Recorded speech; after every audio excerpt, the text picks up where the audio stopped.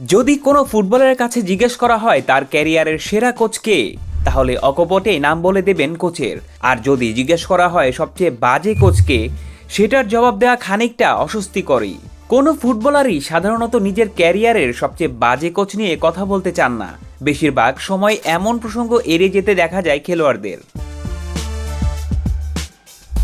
তবে আর্জেন্টিনার কিংবদন্তি ফুটবলার আনহেল ডি মারিয়া এই বিষয়ে কিছুটা ব্যতিক্রম। এর আগেও নিজের ক্যারিয়ারের সবচেয়ে বাজে কোচ নিয়ে কথা বলেছেন। এবার আরও একবার অকপটেই জানালেন তার ক্যারিয়ারের সবচেয়ে বাজে কোচের নাম। জানেন তিনি কে? তিনি লুইস ফন গাল। 2022 কাতার বিশ্বকাপ কোয়ার্টার ফাইনালে আর্জেন্টিনা নেদারল্যান্ডসের আলোচিত ম্যাচের কথা যাদের মনে আছে, ফন গালকে তাদের মনে থাকার কথা। ম্যাচের আগে কথার লড়াই এবং ম্যাচে লিওনেল মেসির স্বভাব বিরুদ্ধ উদযাপনের কারণে আলাদাভাবেই স্মরণ করা হয় সেই ম্যাচকে।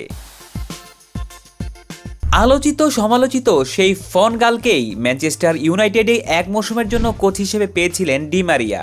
সম্প্রতি ইএসপিএনকে দেওয়া এক সাক্ষাৎকারে ফন গালকে নিয়ে বেশ খোলামেলা কথা বলেছেন বিশ্বকাপ জয়ী এই আর্জেন্টাইন তারকা।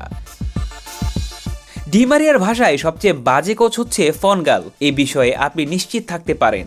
যদি কোনো সন্দেহ থাকে তবে আমি বিষয়টি পরিষ্কার করে দিলাম। ফন গালকে নিয়ে এবারই প্রথম নয়, 2021 সালেও এই ধরনের কথা বলেছিলেন আর্জেন্টাইন নাম্বার 11।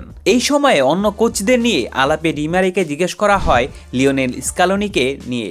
বিশ্বকাপ জয়ী এই কোচকে অন্যতম সেরাদের একজন বলেন দাবি করেন বিশ্বকাপ জয়ী এই তারকা।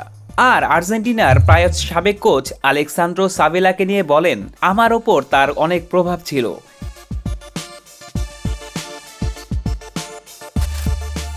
এরপর কিংবদন্তি ডিয়েগো ম্যারাডোনাকে নিয়েও কথা বলেন ডি মারিয়া। কোচ ম্যারাডোনাকে নিয়ে বলেন, আমি তাকে কোচ হিসেবে দেখি না, সে আমার কাছে একজন বন্ধু ছিল, একজন বন্ধু, ভাই এবং বাবার মতো ছিল। অন্য কিছুর চেয়ে বাবাই বলবো। সে আমাকে সামনে এগোতে সহায়তা করেছে।